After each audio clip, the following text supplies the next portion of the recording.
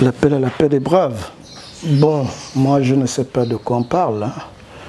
Hein. Sincèrement, notre pays, il a certes des soucis, mais ces soucis sont suffisamment clairs. Est-ce que ça a besoin d'une messe? Est-ce que ça a besoin d'une autre rencontre? Je dis, nous avons eu la conférence nationale. On a fait des recommandations, on a fait des injonctions de la conférence nationale, des recommandations. Puis nous avons eu à Rambo, nous avons eu à Ngonje, etc. On n'a qu'à, c'est pas exhumer tout ça, tout a été dit, même dans la Constitution de 1991, tout est dit. Ce qui manque, c'est la volonté politique du régime, de ceux qui dirigent. C'est à eux d'accepter le cadre dans lequel nous voulons en faire entrer notre pays. Ça veut dire donner le droit aux citoyens de choisir leurs dirigeants, donner aux citoyens l'accès à l'alternance qu'ils sollicitent. Si des choses doivent être refaites, c'est au sommet que ça commence. Donc, à mon avis, c'est au président de la République, je le pense tout sincèrement, c'est à lui de prendre des bonnes décisions.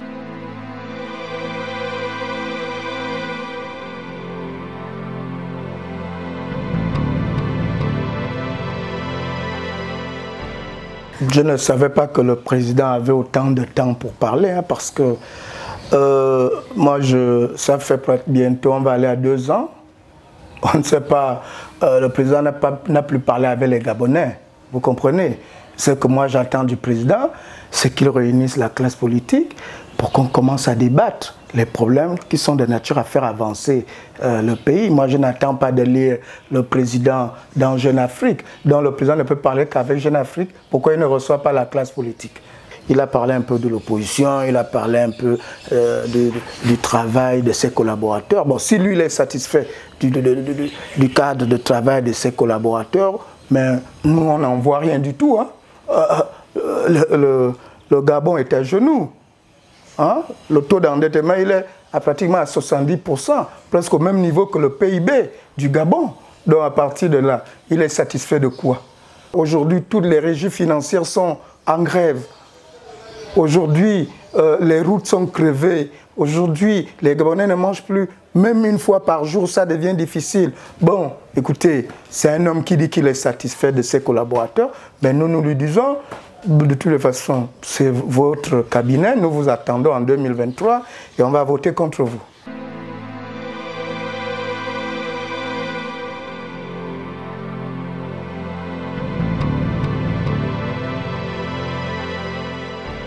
C'est un épiphénomène, il a voulu faire parler de lui tout simplement. Ça n'a aucun avenir tout ça. Je comprends que ça n'a aucun avenir, il n'y a aucun avenir dans ça. Pour l'instant, qu'il aille au PDG, qu'il n'aille pas le régime PDG, comme les bongos sont arrivés à saturation. Le peuple rejette, sauf si c'est un magicien.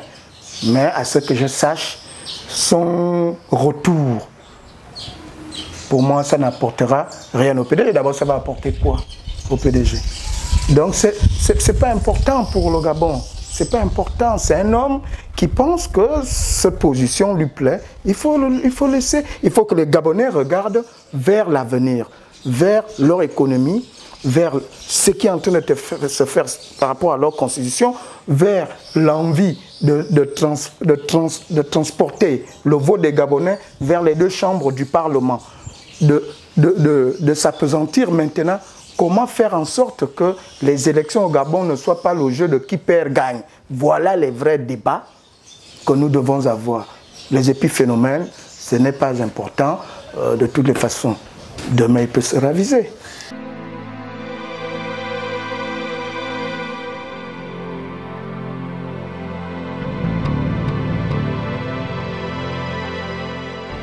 La crédibilité, c'est quoi? Je crois qu'on ne doit pas s'arrêter aux individus. J'estime qu'un peuple a un souhait, c'est son alternance. S'ils estiment que les aînés d'aujourd'hui ne font plus l'affaire, ils vont certainement trouver en quelqu'un d'autre la capacité de pouvoir les représenter face au régime conservateur actuel. Donc, l'opposition ne souffre d'aucune manque de crédibilité. Moi, je ne sais pas. Chacun s'est engagé en politique librement, chacun connaît ses limites. Et il faut bien vous le dire aussi, l'opposition du Gabon souffre de beaucoup de choses. Parce que c'est les mêmes qui sont dans la franc-maçonnerie. C'est les mêmes là qui se disputent avec ceux qui sont restés dans la maison de leur père, pour emprunter l'expression de M. René, qui est reparti dans la maison de son père. C'est les mêmes qui sont sortis de la maison de leur père, qui disent qu'ils ne sont plus d'accord, mais c'est les mêmes qui se retrouvent avec les autres dans les mêmes temples pour prier on ne sait quel Dieu qui est incapable d'apporter le développement au Gabon comme on l'a vu aux États-Unis, parce que c'est les francs-maçons qui ont développé les États-Unis. Mais au Gabon, ça devient une science des nullards. C'est les mêmes là que vous appelez opposants.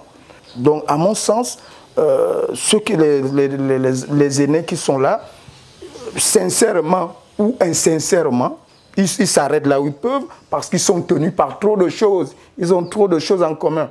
Il y a trop de pesanteurs. Maintenant, si le peuple ne se retrouve plus en eux, le peuple doit pouvoir. Et moi, je suis pour ça. Il faut que le peuple arrive à se caricaturer le type d'homme qu'il veut mettre au devant de son combat. Est-ce qu'il doit être franc-maçon? Est-ce qu'il doit être un ancien voleur?